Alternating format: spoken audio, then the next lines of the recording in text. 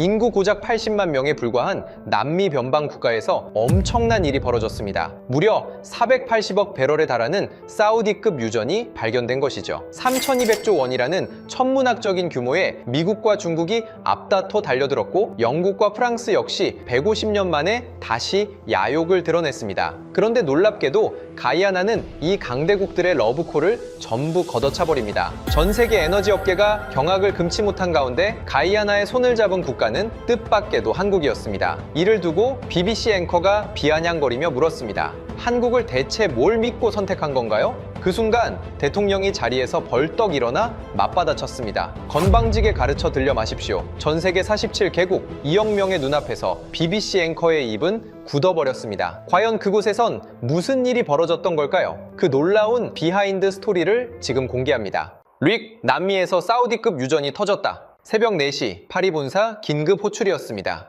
수화기 너머로 본부장의 목소리가 떨리고 있었습니다. 사우디급이라고요? 제 잠이 확 달아났습니다. 저는 릭드 몽포르입니다. 프랑스 토탈에너지에서 25년간 해외 유전 개발을 총괄한 이사였습니다. 나이지리아, 앙골라, 이라크, 베네수엘라 세계 곳곳에 유전을 열었고 단 한 번도 빈손으로 돌아온 적이 없었습니다. 그리고 가이아나에서 한국에 패배한 장본인입니다. 유럽이 150년간 쌓아 올린 것을 한국이 어떻게 무너뜨렸는지 제가 직접 목격한 이야기입니다. 가이아나라는 나라야, 당장 출발해. 가이아나. 솔직히 처음 듣는 이름이었습니다.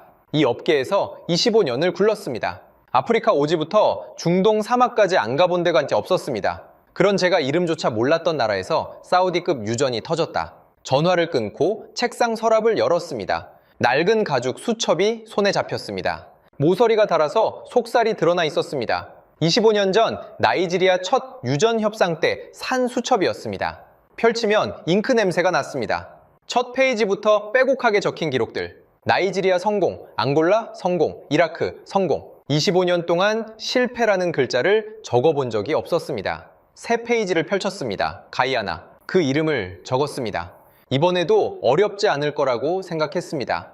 12시간 후 저는 비행기 안에 있었습니다. 창밖으로 대서양이 끝없이 펼쳐져 있었습니다. 노트북을 열어 가이아나를 검색했습니다. 화면에 뜬 숫자들이 우습기까지 했습니다. 인구 80만 명. 서울 강남구 인구보다 적었습니다. 국내 총생산 150억 달러. 서울 강남구 경제 규모에도 못 미치는 수준이었습니다. 영국에서 독립한 건 1966년. 그 전까지 152년간 영국 식민지였습니다. 주력 산업이라고는 사탕수수와 쌀, 첨단 기술은커녕 제대로 된 공장 하나 없는 나라였습니다. 그런데 이상한 기사가 하나 걸렸습니다. 국제통화기금 발표, 가이아나 경제 성장률 62%, 세계 1위. 지구상에서 가장 빠르게 성장하는 경제라는 내용이었습니다. 석유가 터지기 시작하면서 벌어진 일이었습니다. 숫자가 말이 안 됐습니다. 인구 80만짜리 나라가 성장률 세계 1위라니. 하지만 저는 콧방귀를 뀌었습니다. 성장률이 높으면 뭘 합니까? 기술도 자본도 경험도 없는 나라인데 이런 나라가 480억 배럴을 어떻게 감당하겠습니까? 우리가 도와주러 가는 겁니다. 비행기가 조지타운 국제공항에 착륙했습니다. 활주로부터 갈라져 있었습니다. 아스팔트 틈새로 잡초가 자라고 있었습니다. 공항 건물은 허름했고 에어컨은 반쯤 죽어 있었습니다. 비행기 문이 열리는 순간 열대의 습기가 확 밀려들었습니다. 셔츠가 등에 달라붙었습니다. 이게 3,200조 원짜리 나라의 관문이라고. 저는 속으로 비웃었습니다. 호텔로 이동하는 택시 안에서 창밖을 바라봤습니다. 조지타운 시내가 눈에 들어왔습니다. 페인트가 벗겨진 건물들, 움푹 패인 도로, 거리에서 과일을 파는 상인들, 맨발로 뛰어다니는 아이들, 150이 년간 식민 지배를 당한 흔적이 거리 곳곳에 고스란히 남아 있었습니다. 그런데 이상한 게 눈에 밟혔습니다. 거리 곳곳에 검은 양복을 입은 사람들이 보였습니다. 더운 나라에서 검은 양복이라. 미국인들이었습니다. 호텔 로비에 들어서니 중국어가 들렸습니다. 중국인 사업가들이 때로 몰려와 있었습니다. 엘리베이터 앞에서 낯익은 얼굴과 마주쳤습니다. 영국 BP의 부사장이었습니다. 몽포르, 당신도 왔군. 그가 씩 웃었습니다. 경쟁자들이 이미 다 모여 있었습니다. 맨발의 아이들이 뛰어다니는 거리와 수천억 달러를 쥔 양복들이 드나드는 호텔 로비. 같은 도시 안에 두 개의 세계가 공존하고 있었습니다. 저는 그때부터 긴장하기 시작했습니다. 다음날 아침, 대통령궁으로 향했습니다. 회의실에 들어서니 이미 자리가 꽉 차 있었습니다. 미국 엑슨모빌 남미 총괄 부사장, 중국 CNPC 특사, 영국 에너지부 장관, 네덜란드 쉘 대표, 노르웨이 에퀴노르 이사, 세계 석유업계의 거물들이 한자리에 모인 겁니다. 3,200조 원. 그 돈 앞에서 국경은 의미가 없었습니다. 문이 열렸습니다. 가이아나 대통령 카시우스 벤턴이 들어왔습니다. 60대 초반의 흑인 남성이었습니다. 체구는 크지 않았지만 눈빛이 날카로웠습니다. 회의실을 천천히 한 바퀴 둘러봤습니다. 눈이 저와 마주쳤을 때 등골이 서늘해지는 걸 느꼈습니다. 그는 누구와도 악수하지 않았습니다. 자리에 앉더니 입을 열었습니다. 여러분, 멀리서 와주셔서 감사합니다. 목소리는 담담했습니다. 하지만 그 담담함이 오히려 무거웠습니다. 우리 앞바다에서 480억 배럴의 석유가 발견됐습니다. 회의실이 술렁였습니다. 숫자는 이미 알고 있었습니다. 하지만 이 자리에서 이 나라의 대통령 입에서 직접 들으니 다시 한번 충격이었습니다. 480억 배럴, 사우디아라비아 가와르 유전에 맞먹는 규모, 현재 유가로 3,200조 원, 가이아나 국민 80만 명이 1인당 40억 원씩 나눠 가질 수 있는 금액이었습니다. 대통령이 말을 이었습니다. 하지만 우리는 기쁘지 않습니다. 회의실이 조용해졌습니다. 3,200조 원인데 기쁘지 않다고. 저는 의아했습니다. 대통령이 창밖을 바라봤습니다. 회의실 창 너머로 조지타운 시내가 보였습니다. 낡은 건물, 깨진 도로, 맨발의 아이들. 저 거리를 보십시오. 대통령의 목소리가 낮아졌습니다. 우리는 152년간 영국의 식민지였습니다. 그들은 우리 땅에서 금을 캤습니다. 사탕수수를 가져갔습니다. 서아프리카에서 끌려온 우리 조상들은 농장에서 죽어갔습니다. 인도에서 건너온 계약 노동자들은 임금도 받지 못한 채 쓰러졌습니다. 회의실의 공기가 무거워졌습니다. 이 1966년에 독립했을 때 남은 게 뭐였을까요? 대통령이 회의실을 둘러봤습니다. 구멍 뚫린 산과 오염된 강뿐이었습니다. 저는 불편해졌습니다. 150년 전 이야기를 이 자리에서 꺼낼 줄은 몰랐습니다. 대통령이 다시 입을 열었습니다. 이제 석유가 발견됐습니다. 세계가 또다시 우리에게 손을 뻗고 있습니다. 그의 눈빛이 차가워졌습니다. 여러분은 우리를 도우러 온 겁니까? 아니면 또다시 가져가러 온 겁니까? 회의실이 얼어붙었습니다. 아무도 대답하지 못했습니다. 저도 입을 열 수 없었습니다. 25년간 수많은 협상을 해왔지만 이런 질문을 받은 건 처음이었습니다. 도우러 온 겁니까? 가져가러 온 겁니까? 그 질문이 가슴에 모처럼 박혔습니다. 대통령이 자리에서 일어났습니다.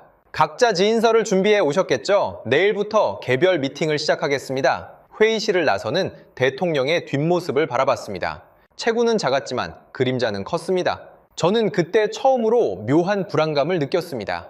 이번 협상은 뭔가 다르겠구나. 하지만 그게 어떤 의미인지는 아직 몰랐습니다. 호텔로 돌아와 수첩을 펼쳤습니다. 가이아나. 그 이름 옆에 물음표를 하나 적었습니다. 25년 만에 처음 적는 물음표였습니다. 다음 날 아침이 밝았습니다. 첫 번째 미팅은 미국이었습니다. 엑슨모빌 남미 총괄 부사장 브랜든 하퍼. 저는 복도에서 그와 마주쳤습니다. 멍포르, 오랜만이군. 하퍼가 손을 내밀었습니다. 텍사스 출신 특유의 느긋한 악수였습니다. 나이지리아 이후로 처음이지? 그때 우리가 이겼죠. 그가 씩 웃었습니다. 이번에도 우리가 먼저 들어간다네. 자네들은 그 다음이야. 저는 속으로 코웃음 쳤습니다. 두고 보자. 하퍼가 회의실로 들어갔습니다. 저는 복도 의자에 앉아 기다렸습니다. 복도 타일의 문의를 외울 정도로 오래 기다렸습니다. 1시간, 2시간, 3시간이 지났습니다. 회의실 문이 열렸습니다. 하퍼의 표정이 굳어 있었습니다. 아침에 보여줬던 느긋함이 완전히 사라져 있었습니다. 뭔가 잘 안 됐구나 직감했습니다. 하퍼가 저를 스쳐 지나가며 중얼거렸습니다. 건방진 것들. 저는 회의실 안을 슬쩍 들여다봤습니다. 벤턴 대통령이 창밖을 바라보고 있었습니다. 그의 얼굴에는 아무런 표정이 없었습니다. 마치 방금 3시간짜리 협상이 아니라 잠깐 차 한 잔 마시고 온 사람 같았습니다. 오후가 됐습니다. 제 차례가 왔습니다. 저는 자신 있었습니다. 프랑스 토탈에너지. 150년 역사의 유럽 최대 에너지 기업. 아프리카와 남미에서 쌓은 경험. 미국이 실패했다면 오히려 기회였습니다.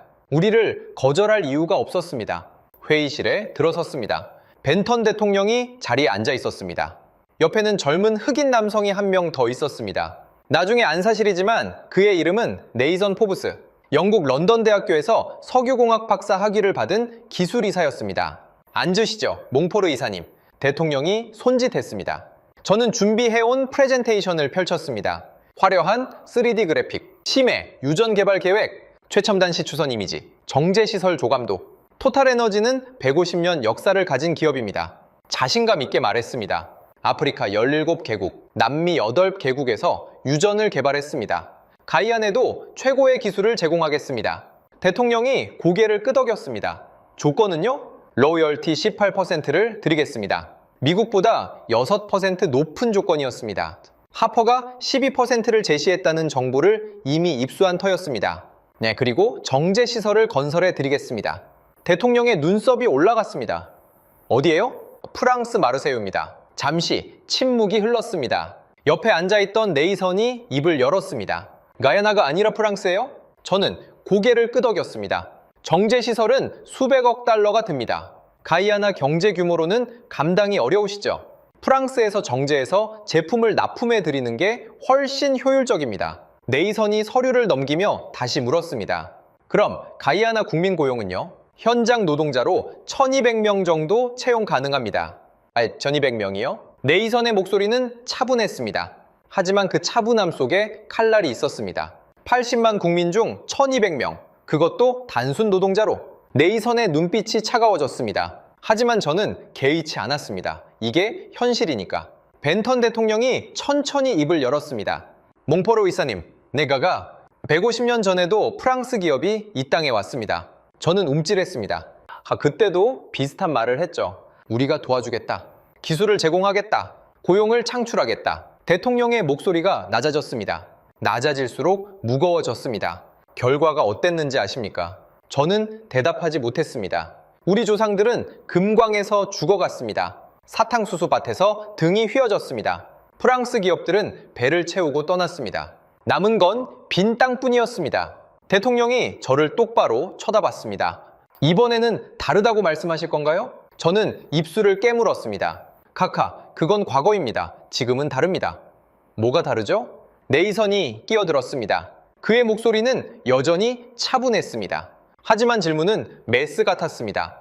정제시설을 프랑스에 짓겠다는 거, 고용은 1200명뿐이라는 거, 이익의 82%를 가져가겠다는 거. 네이선이 저를 똑바로 쳐다봤습니다. 150년 전과 뭐가 다릅니까? 저는 할 말을 잃었습니다. 머릿속이 하얘졌습니다. 25년간 수십 개국에서 협상을 해왔습니다. 궁지에 몰린 적은 있었지만 할 말 자체가 사라진 적은 없었습니다. 처음이었습니다. 대통령이 자리에서 일어났습니다. 검토해 보겠습니다. 그 한마디가 전부였습니다. 회의실을 나오는데 다리가 후들거렸습니다. 복도벽에 등을 기대야 했습니다. 25년간 이런 협상은 처음이었습니다. 화려한 3D 그래픽도 150년 역사도 17개국 실적도 아무런 소용이 없었습니다. 숫자가 아니라 역사가 벽이었습니다. 복도에서 중국 CNPC 특사 리정워를 마주쳤습니다. 몽포르 이사, 얼굴이 안 좋아 보이는군요. 리정워가 비죽 웃었습니다. 저는 대답하지 않고 지나쳤습니다. 하지만 속으로는 생각했습니다. 내일 내 차례가 오면 그 웃음이 사라질 거다. 저녁이 됐습니다. 호텔바에서 하퍼를 만났습니다. 그의 얼굴도 어두웠습니다. 바 카운터에 둘만 남아 있었습니다. 위스키 잔에 얼음이 녹는 소리가 또렷하게 들렸습니다. 창밖으로 조지타운의 밤거리가 보였습니다. 가로등 불빛이 듬성듬성 켜져 있었습니다. 어땠어? 하퍼가 위스키를 홀짝였습니다. 12% 제시했더니 노르웨이 얘기를 꺼내더군. 노르웨이? 70년대에 북해 유전 발견했을 때 미국 기업들이 똑같은 제안을 했대. 노르웨이가 뭐라고 했는지 아냐고 물어보더라고. 저는 고개를 끄덕였습니다. 업계 사람이라면 다 아는 이야기였습니다. 자, 노르웨이는 거절했지. 직접 국영기업을 만들어서 개발했어. 지금 노르웨이 국부펀드가 1조 7천억 달러야. 국민 1인당 30만 달러씩 돌아가는 돈이지. 하퍼가 한숨을 쉬었습니다. 그 대통령이 정확히 그 카드를 꺼냈어. 너희가 12% 가져가면 나머지 88%는 어디로 가느냐고.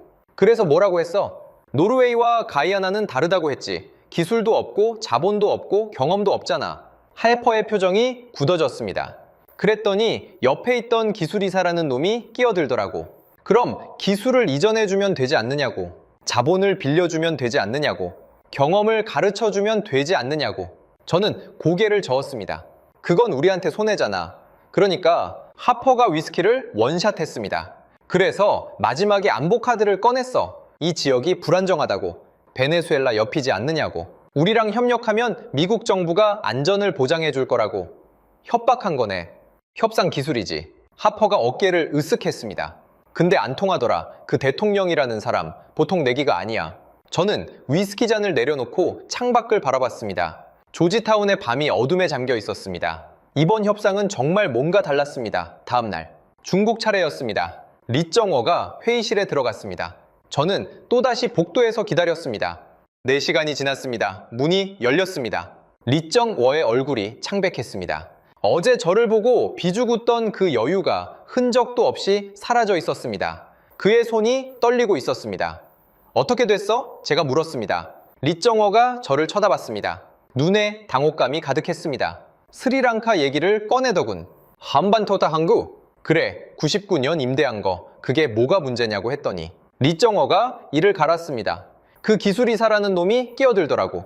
만약 가이아나가 빚을 못 갚으면 항구만 가져가는 게 아니라 유전까지 가져가겠냐고 물어보더라. 저는 피식 웃었습니다. 중국의 빚의 덫. 온 세계가 다 아는 비밀이었습니다. 리정워가 중얼거렸습니다. 25% 제시했는데 항구, 철도, 고속도로까지 지어주겠다고 했는데 200억 달러 대출해 주겠다고 했는데 그래서 리정워가 한숨을 내쉬었습니다. 자, 총 상환액이 얼마냐고 물어보더라. 320억 달러라고 했더니 매년 13억 달러씩 25년이라고 했더니 리정워의 목소리가 떨렸습니다. 그 대통령이 종이도 안 보고 계산을 하더라고. 가이아나 국가 예산이 28억 달러인데 절반을 빚 갚는 데 쓰라는 거냐고. 저는 속으로 감탄했습니다. 이 나라 사람들 숫자를 정확히 알고 있었습니다. 겉으로 보기에는 공항 활주로도 갈라진 나라였습니다. 하지만 저 대통령과 기술이사는 세계자원 외교의 모든 사례를 꿰뚫고 있었습니다. 노르웨이 국부펀드부터 스리랑카 한반토타까지 우리가 과소평가한 겁니다. 리정워가 저를 쳐다봤습니다. 몽포르, 솔직히 말해, 너도 털렸지? 저는 대답하지 않았습니다. 하지만 그게 대답이었습니다. 그날 밤 호텔방에서 수첩을 펼쳤습니다. 가이아나. 그 이름 옆에 적힌 물음표를 바라봤습니다. 옆에 두 번째 물음표를 추가했습니다. 25년 만에 처음 느끼는 감정이었습니다. 불안함. 그리고 뭔가 놓치고 있다는 느낌. 이 나라는 뭔가 다릅니다. 하지만 그게 뭔지는 아직 알 수 없었습니다. 밤새 뒤척였습니다. 며칠이 지났습니다. 협상은 교착 상태에 빠졌습니다. 미국도 중국도 프랑스도 진전이 없었습니다. 가이아나는 어떤 제안에도 고개를 끄덕이지 않았습니다. 그때 런던에서 연락이 왔습니다. 영국 에너지부 장관 로렌스 캠벨이 직접 온다는 소식이었습니다. 저는 놀랐습니다. 장관급이 직접 움직이다니. 영국도 다급해진 모양이었습니다. 다음날 아침 조지타운 국제공항에 영국 정부 전용기가 착륙했습니다.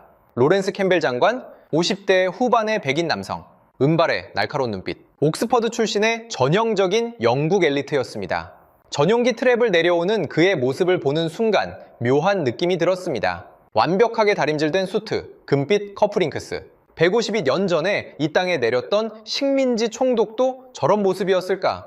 공항에서 그를 마중했습니다. 몽포르 이사, 오랜만이군요. 상황이 어떻습니까? 저는 솔직히 말했습니다. 쉽지 않습니다. 이 나라 사람들 예상보다 만만치 않습니다. 캠벨 장관이 코웃음을 쳤습니다. 인구 80만짜리 나라가 뭘 할 수 있겠습니까? 우리가 손잡으면 끝나는 일이에요. 저는 고개를 끄덕였습니다. 하지만 속으로는 불안했습니다. 저 자신감이 무너지는 걸 저는 이미 경험했으니까요. 그날 오후 영국과 프랑스 합동 미팅이 잡혔습니다. 캠벨 장관의 제안이었습니다. 따로 경쟁하지 말고 유럽이 힘을 합치자, 미국과 중국을 제치고 유럽이 가져가자. 저는 동의했습니다. 영국 BP, 프랑스 토탈에너지, 네덜란드 쉘 합치면 세계 석유 시장의 30%를 장악하는 힘이었습니다. 이 정도면 되겠지. 회의실에 들어섰습니다. 가이아나 측에서는 벤턴 대통령과 네이선이 앉아 있었습니다. 캠벨 장관이 먼저 입을 열었습니다. 대통령 각하, 먼저 축하드립니다. 그의 목소리는 부드러웠습니다. 영국식 외교의 정수였습니다. 가이아나가 새로운 시대를 맞이하게 됐군요. 대통령이 고개를 끄덕였습니다. 감사합니다, 장관님. 캠벨 장관이 미소를 지었습니다. 가이아나는 영연방 국가입니다. 우리는 가족이나 다름없죠. 가족. 저는 속으로 감탄했습니다. 역시 영국식 외교. 가족이라는 단어를 꺼내다니. 하지만 150일 이 가족에게 한 일을 생각하면 그 단어가 입에서 어떻게 나오는 건지 이해할 수 없었습니다. 캠벨 장관이 말을 이었습니다. 가족끼리는 서로 도와야 하지 않겠습니까? 영국과 프랑스가 힘을 합쳐 가이아나를 지원하겠습니다. 제가 프레젠테이션을 이어받았습니다. 유럽 컨소시엄을 제안합니다. 영국 BP, 프랑스 토탈에너지, 네덜란드 쉘, 세계 최고의 석유 기업들이 함께합니다. 화면에 화려한 그래픽이 펼쳐졌습니다. 로열티 22%를 드리겠습니다. 미국보다 10% 높고 중국보다도 높은 조건입니다. 기술 지원, 인력 교육, 인프라 건설까지 유럽이 책임지겠습니다. 저는 자신 있게 말했습니다. 남미 해양 개발에서 유럽의 경험은 150년입니다. 미국이나 중국과는 비교가 안 되죠. 캠벨 장관이 거들었습니다. 특히 한국 같은 신흥국과는 차원이 다릅니다. 한국, 그 이름이 이 회의실에서 처음 나왔습니다. 저는 의아했습니다. 왜 갑자기 한국 얘기가 나오지? 캠벨 장관이 말을 이었습니다. 최근 한국이 해양 플랜트 시장에서 약진하고 있다고 들었습니다. 하지만 경험이 부족합니다. 조선소에서 배 좀 만든다고 유전을 개발할 수 있는 건 아닙니다. 50년도 안 되는 역사로 뭘 할 수 있겠습니까? 가이아나에는 검증된 파트너가 필요합니다. 저는 고개를 끄덕였습니다. 캠벨 장관의 말이 맞다고 생각했습니다. 한국, 조선업에서 좀 한다고 들었지만 석유 개발 경험은 거의 없었습니다. 비교 대상도 안 됐습니다. 벤턴 대통령이 조용히 듣고 있었습니다. 그의 표정은 읽을 수 없었습니다. 바로 옆에 앉은 네이선도 아무 말이 없었습니다. 펜을 돌리고 있을 뿐이었습니다. 너무 조용했습니다. 폭풍 전의 고요 같았습니다. 캠벨 장관이 결론을 내렸습니다. 카카, 유럽을 선택하십시오. 우리는 150년간 이 분야를 이끌어왔습니다. 가이아나의 미래를 함께 만들어 가겠습니다. 회의실이 조용해졌습니다. 벤턴 대통령이 천천히 입을 열었습니다. 장관님, 네, 카카. 150년이라고 하셨죠? 대통령의 목소리가 낮아졌습니다. 그 낮아지는 톤을 저는 이미 경험한 적이 있었습니다. 며칠 전 제 협상 때도 똑같았습니다. 목소리가 낮아질수록 무거워지고 무거워질수록 위험해지는 톤. 150년 전에도 유럽 사람들이 이 땅에 왔습니다. 캠벨 장관의 미소가 살짝 굳어졌습니다. 대통령이 말을 이었습니다. 그때도 비슷한 말을 했습니다. 우리가 도와주겠다. 기술을 가르쳐주겠다. 함께 발전하자. 대통령이 창밖을 바라봤습니다. 저 창밖을 보십시오. 낡은 건물들이 보였습니다. 갈라진 도로, 녹슨 가로등. 저게 150년 협력의 결과입니다. 저는 움찔했습니다. 대통령이 다시 우리를 쳐다봤습니다. 우리 증조 할아버지는 영국 사탕수수 농장에서 일했습니다. 하루 16시간, 임금은 없었습니다.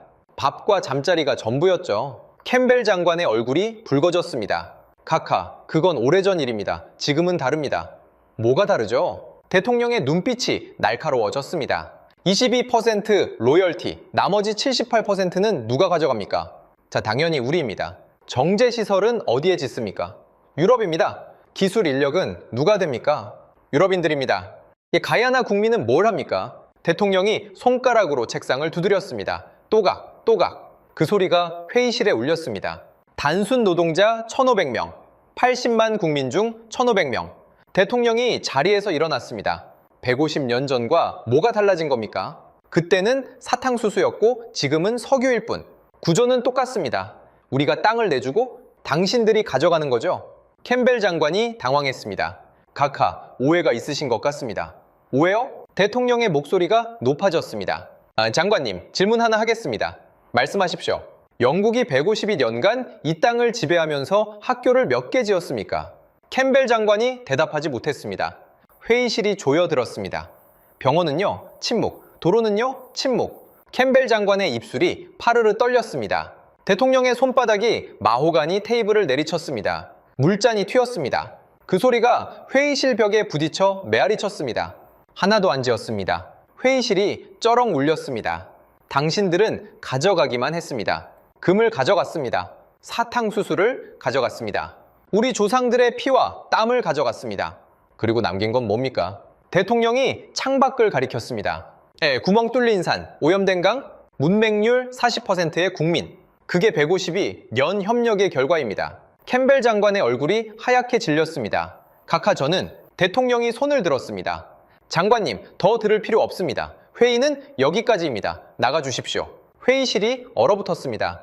캠벨 장관이 벌떡 일어났습니다. 그의 얼굴은 분노로 붉어져 있었습니다. 가가, 이건 외교적 결례입니다. 대통령이 차갑게 대답했습니다. 150이 년간의 착취가 결례가 아니고 이게 결례입니까? 캠벨 장관이 입을 벌렸다 닫았습니다. 할 말을 찾지 못하는 것 같았습니다. 좋습니다. 캠벨 장관이 서류를 쓸어 담았습니다. 후회하실 겁니다, 카카. 그는 문을 박차고 나갔습니다. 문이 경첩에서 비명을 질렀습니다. 복도에 메아리가 퍼졌습니다. 회의실에 남은 사람들은 누구도 숨을 쉬지 않았습니다. 저는 그 자리에 얼어붙어 있었습니다. 25년간 수많은 협상을 해왔습니다. 하지만 장관급 인사가 회의장에서 쫓겨나는 건 처음 봤습니다. 대통령이 저를 쳐다봤습니다. 몽포르 이사님, 네, 가가. 자, 프랑스도 마찬가지입니다. 그의 목소리는 담담했습니다. 분노가 아니었습니다. 그냥 사실을 말하는 사람의 목소리였습니다. 그게 더 무거웠습니다.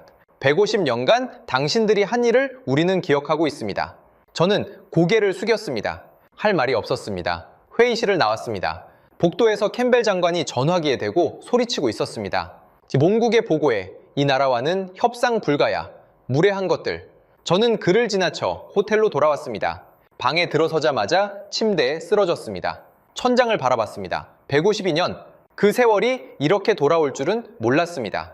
영국 장관이 쫓겨난 다음 날, 분위기가 완전히 바뀌었습니다. 미국 하퍼가 짐을 쌌습니다. 워싱턴에서 호출이 왔다며 떠났습니다. 중국 리정워도 베이징으로 돌아갔습니다. 본국과 전략을 재검토하겠다는 핑계였습니다.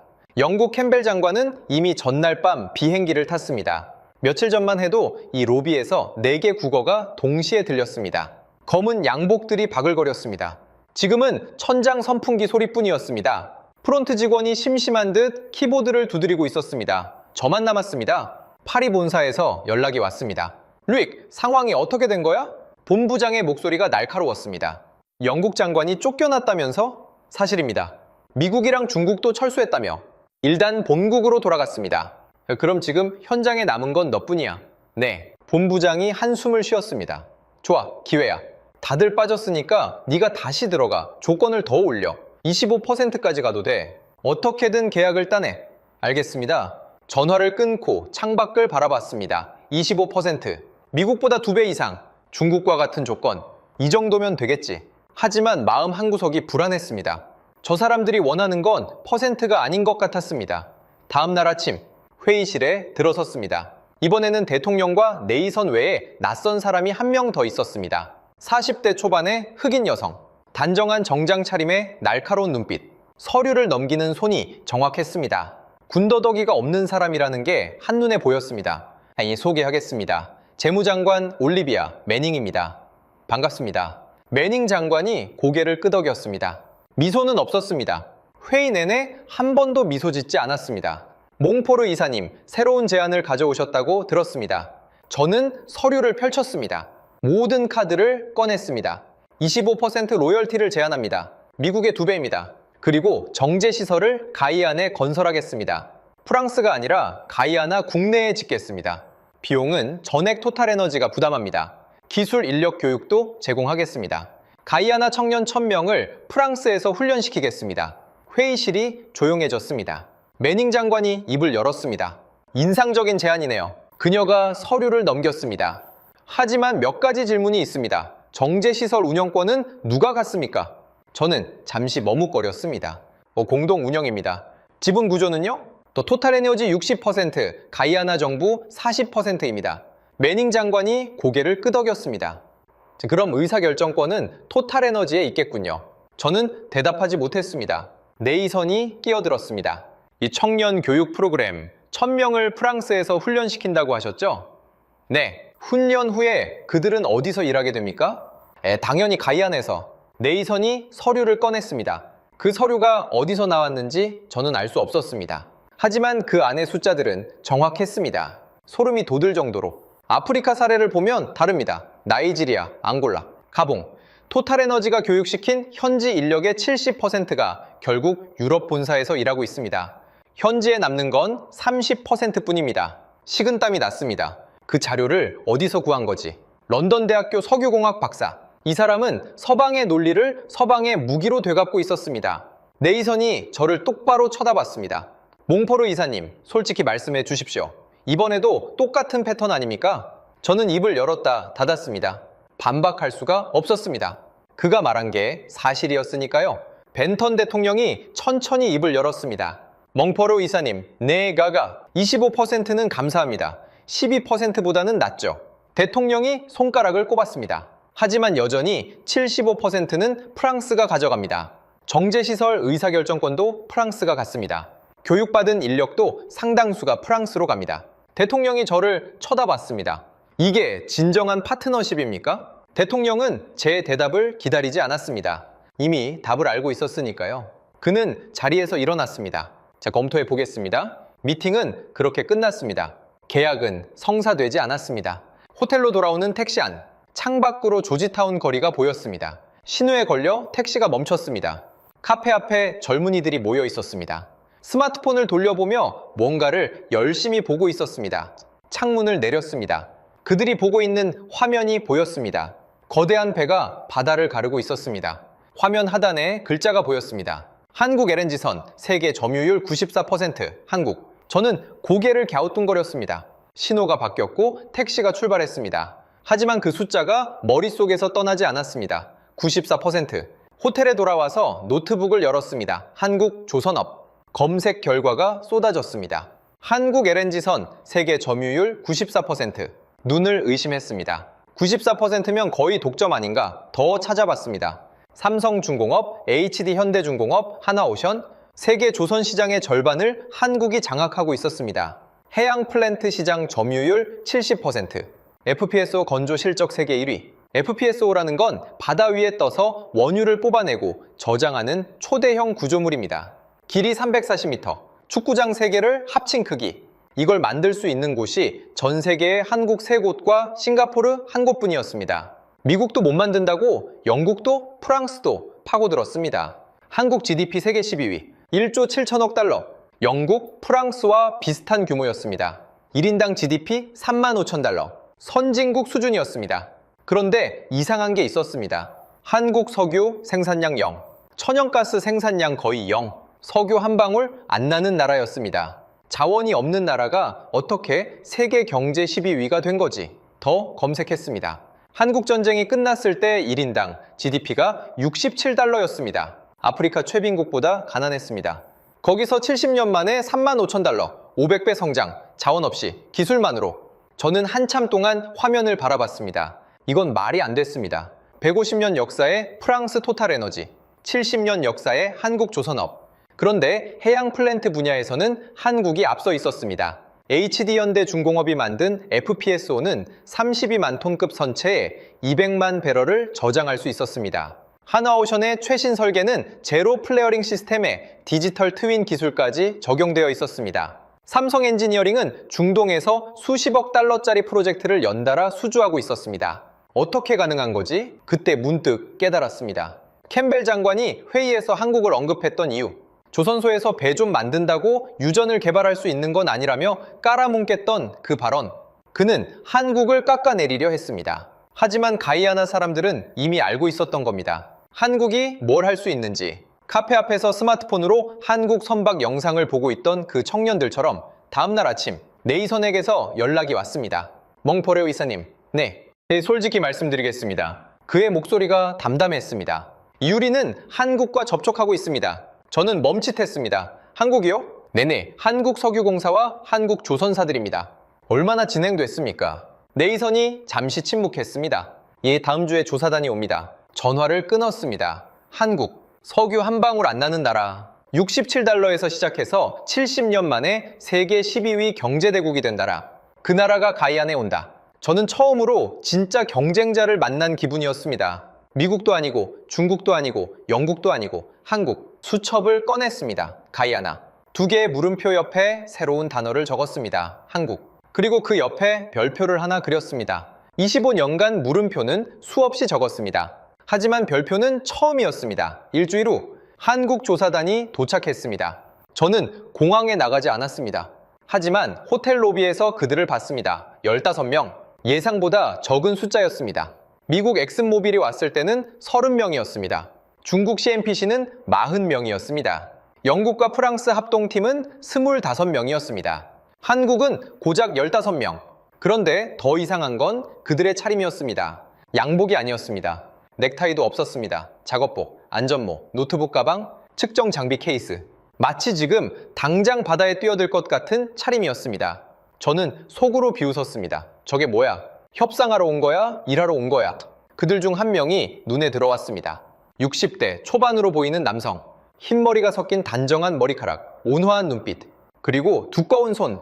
현장에서 잔뼈가 굵은 사람의 손이었습니다. 그가 단장인 것 같았습니다. 네이선이 그를 마중했습니다. 두 사람이 악수를 나눴습니다. 멀리서 봤지만 분위기가 달랐습니다. 하퍼가 왔을 때 네이선은 경계하는 눈빛이었습니다. 리정허가 왔을 때는 차가운 눈빛이었습니다. 캠벨 장관이 왔을 때는 적대적인 눈빛이었습니다. 그런데 지금은 웃고 있었습니다. 네이선이 웃고 있었습니다. 저는 불안해졌습니다. 저 한국인들 뭔가 다르다. 다음날 합동기술 브리핑이 잡혔습니다. 가이아나 정부가 주최하는 자리였습니다. 저도 초대를 받았습니다. 아직 공식적으로 철수한 건 아니었으니까요. 참관인 자격이었습니다. 조지타운 컨벤션 센터. 오래된 건물이었지만 회의실은 깔끔하게 정돈되어 있었습니다. 저는 맨 뒷줄에 앉았습니다. 앞줄에는 벤턴 대통령, 매닝 장관, 네이선, 그리고 한국 조사단 15명. 그런데 놀라운 게 있었습니다. 미국 엑슨모빌에서 사람이 와 있었습니다. 하퍼는 아니었지만 기술팀 소속으로 보이는 엔지니어 3명, 중국 CNPC에서도 2명, 영국 BP에서도 1명, 다들 같은 생각이었던 겁니다. 한국이 뭘 들고 왔는지 보자. 브리핑이 시작됐습니다. 한국 단장이 앞으로 나왔습니다. 안녕하십니까? 그의 영어는 약간 억양이 있었지만 또렷했습니다. 자, 저는 서일현입니다. 한국해양플랜트 기술단 단장입니다. 그가 고개를 숙여 인사했습니다. 이런 기회를 주셔서 감사합니다. 저는 눈을 가늘게 떴습니다. 기회를 주셔서 감사합니다. 하퍼는 도와주러 왔다고 했습니다. 리정허는 좋은 조건을 가져왔다고 했습니다. 캠벨 장관은 가족이니까 협력하자고 했습니다. 이 사람은 기회를 주셔서 감사하다고 했습니다. 처음 듣는 말이었습니다. 서 단장이 노트북을 연결했습니다. 화면에 스타브로크 해역 지도가 떴습니다. 먼저 현황을 말씀드리겠습니다. 수심 평균 2,400m, 일부 구역은 2,800m까지 내려갑니다. 추정 매장량 480억 배럴, 원유 품질 기준으로는 경질 유급입니다. 다음 슬라이드로 넘어갔습니다. 현재까지 제한된 회수율 목표입니다.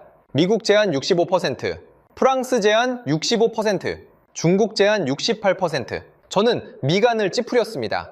우리도 65%를 제한했었습니다. 심해 유전의 평균 회수율이 60에서 70%니까 합리적인 수치였습니다. 서 단장이 잠시 멈췄습니다. 회의실이 조용해졌습니다. 한국의 목표는 다릅니다. 다음 슬라이드를 넘겼습니다. 화면에 큰 숫자가 떴습니다. 90%. 회의실이 술렁였습니다. 저는 눈을 의심했습니다. 90%? 그게 가능해? 미국 엔지니어 한 명이 손을 들었습니다. 실례합니다, 서 단장님. 90% 회수율은 현실적이지 않습니다. 심해 유전에서 그 수치는 이론적으로도 어렵습니다. 서 단장이 고개를 끄덕였습니다. 자주 흔 지적입니다. 다음 슬라이드를 넘겼습니다. 이건 한국이 개발한 향상된 석유 회수 기술 EOR입니다. 고압가스를 주입해서 지층 압력을 유지합니다. 동시에 수천 개의 스마트 센서가 실시간으로 데이터를 수집합니다. AI가 분석해서 최적의 추출 경로를 계산합니다. 안반 틈새에 남아있는 원유까지 끌어올립니다. 화면에 실제 적용 사례가 떴습니다. 브라질 산토스 해역, 적용 전 회수율 62%, 적용 후 87%, 노르웨이 요한 스베르드루프 유전, 적용 전후 18%, 적용 후 84%, 스타브로크 해역은 지층 구조가 특히 균질해서 더 높은 수치를 기대할 수 있습니다. 미국 엔지니어가 다시 손을 들었습니다. 그 기술을 우리도 검토한 적이 있습니다. 비용이 문제였습니다. 배럴당 추가 비용이 얼마나 됩니까? 서 단장이 숫자를 보여줬습니다. 배럴당 $4입니다. 미국 엔지니어가 눈을 크게 떴습니다. 우리가 검토했을 때는 $15였는데요. 서 단장이 미소 지었습니다. 그래서 저희가 5년간 기술 개발을 했습니다. $4까지 낮췄습니다. 저는 빠르게 계산했습니다. 480억 배럴. 회수율 65%면 312억 배럴. 회수율 90%면 432억 배럴. 차이는 120억 배럴. 배럴당 80달러로 계산하면 9,600억 달러. 한화로 약 1,200조 원. 손이 떨렸습니다. 1,200조 원을 더 뽑아낼 수 있다고. 서 단장이 다음 슬라이드로 넘어갔습니다. 거대한 구조물 사진이 떴습니다. FPSO, 길이 340m, 폭 62m. 축구장 3개를 합친 크기입니다. 일일 생산 능력 19만 배럴, 저장 용량 238만 배럴, 설계 수명 20년, 제로 플레어링 시스템, 디지털 트윈 기반 예측 정비 체계. 서 단장이 숫자를 보여줬습니다. 현재 세계 FPSO 건조 실적 1위 한국 삼성중공업, 2위 한국 HD 현대중공업, 3위 한국 하나오션, 세계 시장 점유율 한국 71%. 영국 BP 엔지니어가 중얼거렸습니다. 질스빌 피오센터라고? 중국 엔지니어가 조심스럽게 물었습니다. 건조 기간은 얼마나 걸립니까? 24개월입니다. 24개월. 우리가 검토했을 때는 최소 48개월이었는데요. 서 단장이 고개를 끄덕였습니다. 그래서 한국 조선소의 경쟁력이 있는 겁니다. 저는 주변을 둘러봤습니다. 미국 엔지니어들, 중국 엔지니어들, 영국 엔지니어. 모두 같은 표정이었습니다. 충격, 그리고 당혹감. 서 단장이 마지막으로 말했습니다. 한국은 채굴권을 원하지 않습니다. 회의실이 다시 술렁였습니다. 채굴권은 가이아나 정부가 100% 보유하십시오. 한국은 기술 파트너로 참여하겠습니다. 수익 배분은 가이아나 70%, 한국 30%를 제안합니다. 저는 귀를 의심했습니다. 70%, 미국은 12%를 줬습니다. 중국은 25%, 프랑스는 25%, 한국은 70%를 주겠다고? 네이선이 질문했습니다. 왜 그렇게 좋은 조건을 주십니까? 서 단장이 대답했습니다. 가야나의 자원이니까요. 우리는 기술과 자본을 제공하는 대가로 30%를 가져가는 겁니다. 당연한 거 아닙니까? 회의실이 조용해졌습니다. 미국 엔지니어가 펜을 떨어뜨렸습니다. 아무도 죽지 않았습니다. 저는 자리에서 일어났습니다. 더 이상 앉아 있을 수 없었습니다. 복도로 나왔습니다. 뒤에서 영국 BP 엔지니어가 따라 나왔습니다. 그의 얼굴도 창백했습니다. 몽포르 이사님, 그가 저를 쳐다봤습니다. 이건 우리가 30년을 연구해도 못 따라잡을 기술입니다. 150년. 150년간 우리가 쌓아온 것, 70년 만에 저들이 넘어섰습니다. 기술로, 조건으로, 그리고 태도로. 한국 조사단이 돌아간 뒤 수주간의 협상 끝에 가이아나 정부는 공식 발표를 했습니다. 스타브로크 해역 개발 파트너로 대한민국을 선택한다. 전 세계가 발칵 뒤집혔습니다. CNN 속보, BBC 특보, 워싱턴 포스트, 파이낸셜 타임스. 모든 언론이 같은 질문을 던졌습니다. 경험 없는 한국이 480억 배럴을 감당할 수 있을까? 저는 파리로 돌아가지 않았습니다. 지켜보고 싶었습니다. 발표 2주 후 BBC에서 가이아나 대통령을 인터뷰하겠다고 했습니다. 하드톡. BBC의 대표적인 시사 인터뷰 프로그램. 날카로운 질문으로 유명한 프로그램이었습니다. 진행자는 앤드루 펠트. 수많은 정상들을 궁지에 몰았던 그가 직접 조지타운으로 온다고 했습니다. 47개국의 생중계, 인터뷰 당일, 조지타운 국영방송국 스튜디오. 저는 맨 뒷줄에 앉았습니다. 카메라 6대. 빨간 온에어 불빛이 대기 중이었습니다.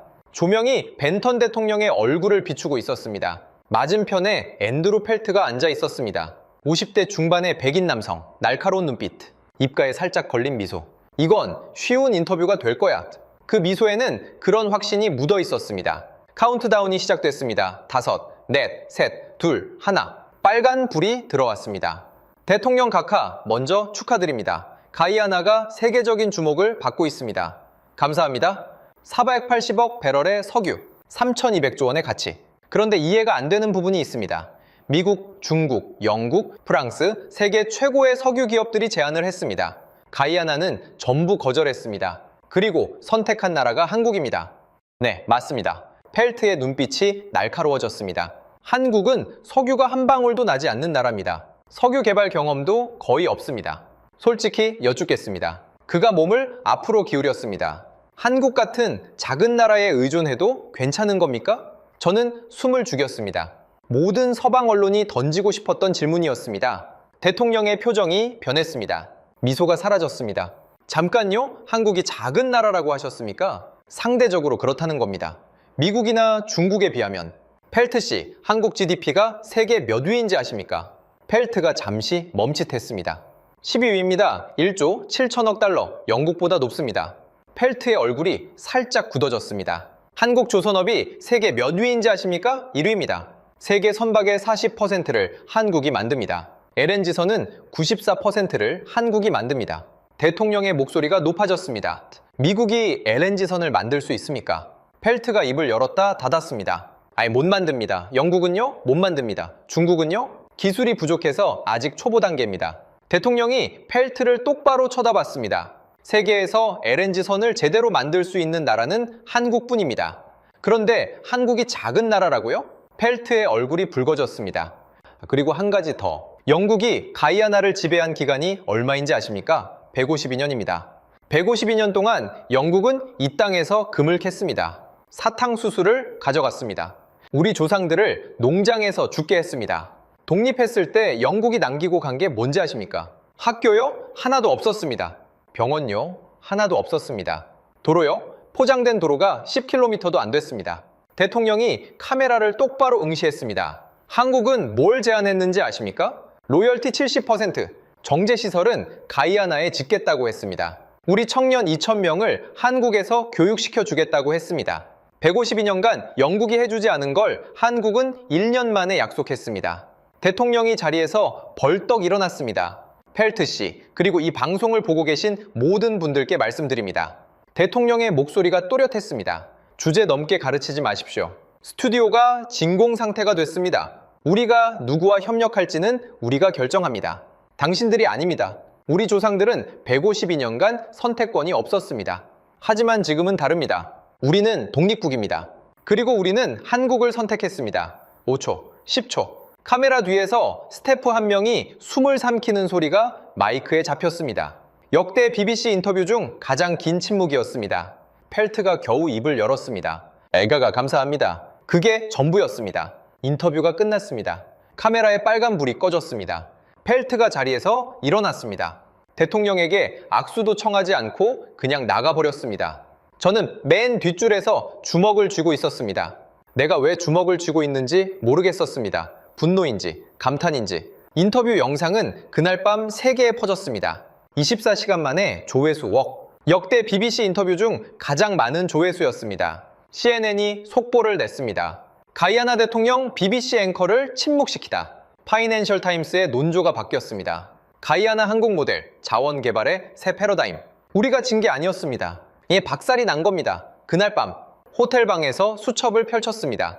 25년간의 기록을 넘겼습니다. 나이지리아 성공, 앙골라 성공, 이라크 성공.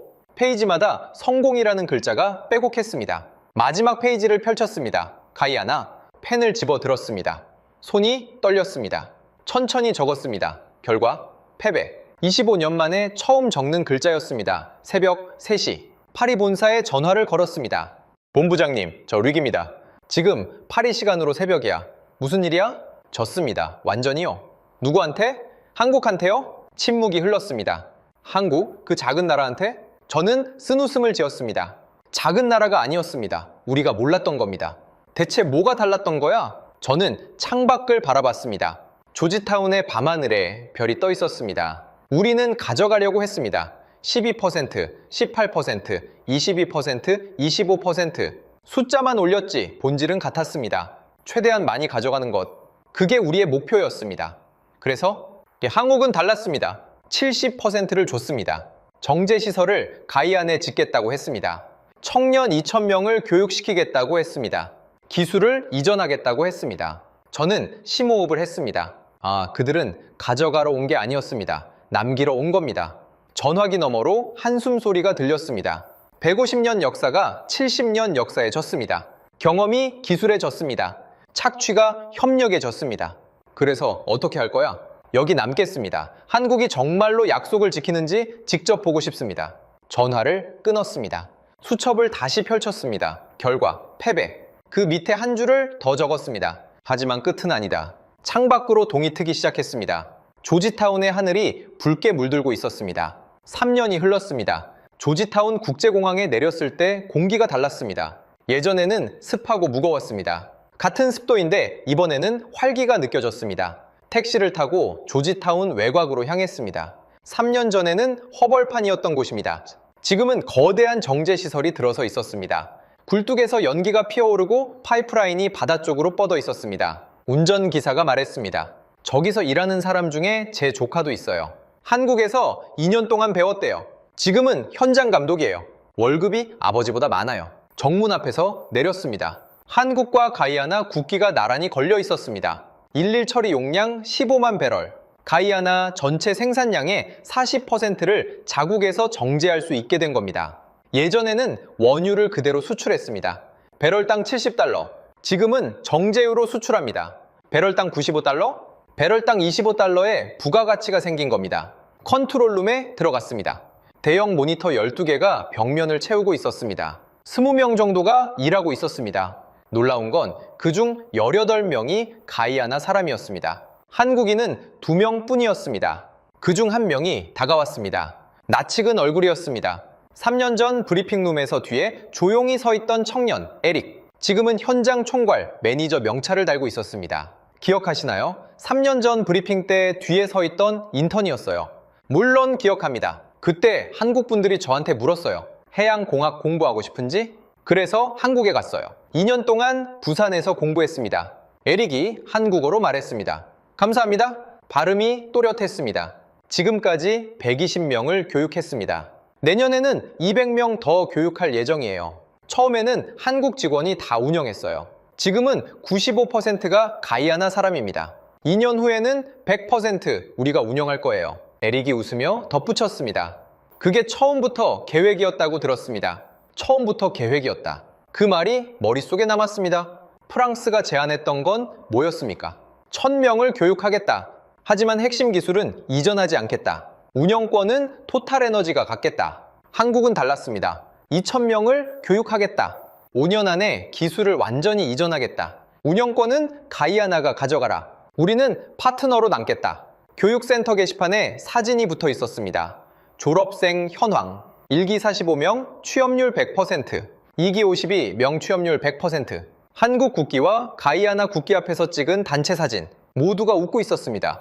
밖으로 나왔습니다. 해가 지고 있었습니다. 정제시설의 굴뚝 연기가 노을빛에 물들어 있었습니다. 수첩을 꺼냈습니다. 3년 전에 적었던 메모가 보였습니다. 결과 패배. 하지만 끝은 아니다. 그 아래 빈 공간에 적었습니다. 그들은 석유를 가져가지 않았다. 사람을 남겼다. 파리 본사에 마지막 전화를 걸었습니다.